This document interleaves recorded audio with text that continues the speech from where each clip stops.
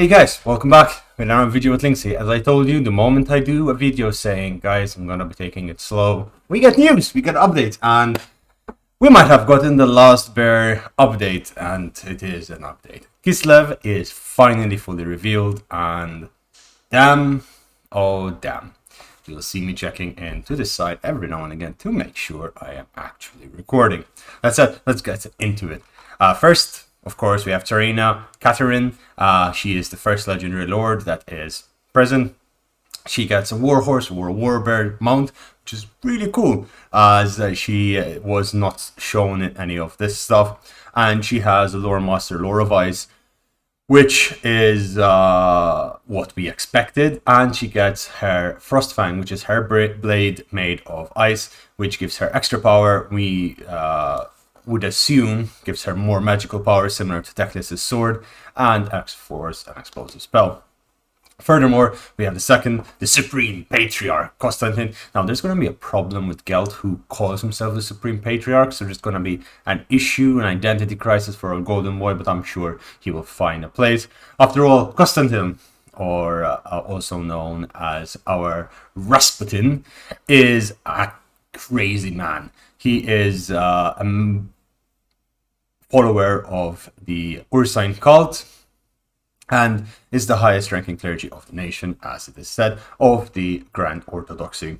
His wild hair and wilder eyes, withered thin limbs, he is a ghoulish figure. However, he also gets his own warbear or warhorse, as it is written down here, and he gets, if I scroll down, Ursun's ward, which is makes him an unkillable paragon of his people. So essentially speaking, probably a lot of ward save or some form of magic that makes him recover his wounds or heal at a very fast rate, similar to our good friend, the guy who is running around in his wheelchair, Warbar Grim, and he's a man of the people, maybe something similar to Rapun's de Lyonesse, where he makes his warriors stronger going into battle, a nice few buffs. Apart from this, we're gonna get the Boyars, which we very much expected. We've seen them everywhere and they look sick. Look at this armor. We have bear armor over here, and then something more in line with the Cult of Ursun. Really cool, inspired by, of course, Russian, Proto-Kiev, and of course Cossack armor, so it's pretty cool to see that. We have the Ice Witch as well, who gets a number of magic. They get the equipment and magic through Ice Sheet, Ice Maiden's Kiss, Frost Blades, Death Frost, Crystal Sanctuary, and Heart of Winter. We've seen these spells as Lore of Ice in the mods previously previously set out in Warhammer 2. However, we also get the Lore of Tempest, where Gust of True Flight, Hailstorm, Swiftwing, Biting Wind, Hawks of Miska, and Blizzard. Both the Ice Witch and the Boyars get Warhorse or a Warbear. It's kind of expected there are bears everywhere in this game when it comes to Kislev. Kislev heroes, we are getting a number of really cool ones. We had the Frost Maiden, who looks... I'm looking at this literally for the first time now with you guys, because I wanted the first proper impressions, and damn, these models look cool. The Frost Maiden is probably, of course, modeled after the Serena and looks fantastic. The model looks really cool, and we can just imagine the magic that it will have will be absolutely glorious. The magic is the same as the Ice Witch, where you have the Lore of Ice or of Tempest, and they can get a Warhorse or a Warbear. Then there's the Patriarch, which again, we have the Serena, so we have the Ice Maiden. We have Constantine, so we get the Patriarch. Patriarch is running around a bit more well-dressed than Constantine. However, they get the abilities of Ursun Roars, Dun's Song of Winter Sunlight, Thor's Battle Hymn, and Sylak's Lullaby. I am pronouncing them so bad. And the horse or bear available. They like their bears. With regards to Kislev units, looking at the missile infantry, we get the Cossars, which have a bow and axe or a bow and spear, and two different variants. And we have, of course, the sweetheart of sweethearts coming to say hello to us. She is the new warrior that is going to test the mettle of the Kislevites. She is, of course, my little queen, Thea. Notable characteristics of the Causars is that they are going to be the cheapest units, and they are going to be pretty much it seems unbreakable or very strong in terms of leadership, seems to be something that is going to be present throughout the Kislev roster. They seem to be the earliest form of bows, as it says, and spears. So it could be something similar to the Lothran Seaguard, if we can imagine them. And as we say that, look at the models. The concept art is beautiful. Oh no, this is the concept art for the. I will not. Okay, I'll try. Streletsky. They are going to be the. They're going to have handguns, and they're going to have ability to have a polearm.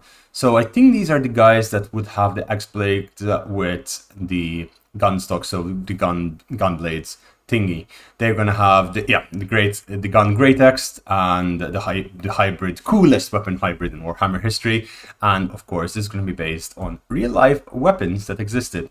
If you don't believe me, there are some weapons of the such in Malta, which you're more welcome to check out.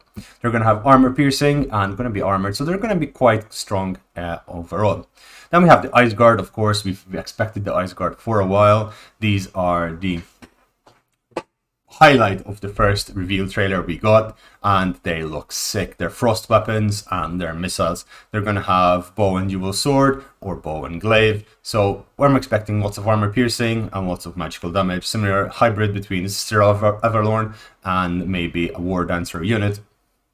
I hope that they're pretty much unbreakable, and it seems they're going to have the frostbite ability, which will allow them to slow down their enemies. They're going to be anti-infantry, and there's going to be an anti-large variant, which would I would assume the dual sword is for the anti-infantry and the glaive for the anti-large. Usually, knowing how Warhammer 2 works and assuming that it's going to be on the same lines, the anti-large will be able to deal with both. With regards to infantry, there's the armored Cossars, which we've seen, pistol and axe and pistol and great mace. We've seen these being introduced into a variety of the trailers that we've received and the videos received, so that's something we've expected for a while.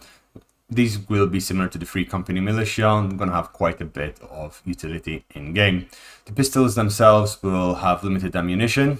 That's understandable. However, they will get most of their damage from their great maces and love a post-battle drink. Them and myself both. Sargart are going to be sword and shield and greatsword. Again, probably just an elite version of the Kosar armored Cossars, and we've seen them again very well highlighted. So nothing special or new here. With regards to the cavalry, this is where the stuff is interesting. We have the Kosovar dervishes, which are a vanguard deployable unit, carried horses, hit and run attacks. Okay, going to be probably an early game cavalry that we'll be able to use. However, what everyone is waiting for is the winged lancers and of course the Griffin Legion. These are heavily armored cavalry that are much more powerful and deliver shock cavalry abilities and attacks. The Griffin Legion are essentially better because they have 2 wings and they have golden armor. That's what they will have. They're going to be, they're going to be super powerful, like the hammer and anvil of the game. Hopefully this means that we're going to have more utility for cavalry in the game, and we're going to see an improvement for Bretonia as well. Then of course there's the Warbar Riders, which they didn't give us any art for. That is something that I would like to see. They're going to be essentially, I would assume from what they explained, the Griffin Legion slightly stronger with a bit more mass, so they'll be able to charge through more easily. They're going to have, of course, the missile cavalry. We're going to have horse archers. We're going to have light war sleds, which are going to be carried by them bears.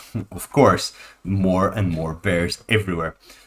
Super fast, super high damage from missile units. The main problem of these is normally in Warhammer that they run out of ammo really quickly. However, in other Total War, these type of units were king on the battlefield, especially on open battlefields, as they tend to ruin the enemy before they get caught into combat. The heavy war sleds seem to be like a chariot, just a bit more heavily upgraded. Then we're going to get Kislev monsters and beasts, and this is what I'm really excited about. We had Sentinel Leopard. This is an incredible unit. We've seen it a number of times. It is just absolutely beautiful, and I can imagine this unit is going to be really good. It's going to be a singular unit, relatively heavy mass, but small at the same time, fast, and its capabilities and its usage are going to be incredible. Plus, we're going to get to see Okoi making a 20-unit sack of this and showing us how amazing they are. And then we also get, adorable snow cats, and I'm a cat person. I'm going to get one and name it Thea. And the elemental bear. Oh, yeah, that's just gorgeous. Is it not gorgeous? The elemental bear is just ginormous, as you can see, the human size, and they were also naughty enough to give us the rear view as well. So hey, you know, you can get some bear fun, if you know what I mean. Because bear around as happy beating down the doors of a castle as it's causing terror among tiny bipedals below it, unbreakable, irresistible, and the hardest thing on the battlefield. I am looking forward to playing with that. And then with regards to artillery, they get a little Grom, and that is it. I expected to have big Grom. Since you have the little Grom, it is assumed you have big Grom, but possibly we're going to get that in a DLC where Katrina's father and maybe some other lords are introduced into the roster, as I assume there's going to be a lot of DLC, since there is, of course, 3 to 4 years of promised DLC that is going to come down. The Groms themselves are not so little, so they will be able to do a lot of damage, and they're quite mobile compared with other artillery in the game. So hey, a gun with a bear. What do you want? And that's it, apparently. They are going to tell us more in 2021. And yeah, if you want to check this out and read it more into detail yourselves, please feel free to do so. It is in the first comment down below. And I will be, of course, suggesting to you that you guys sign up for Total War Access, because this is where you get your news. Ladies and gentlemen, thank you very much for watching. I will still be producing the videos as I promised on Thursdays and Sundays. This was just a little extra nugget of happiness that I have carried your way. Take care, have a lovely day, and I'll see you again soon. Bye bye.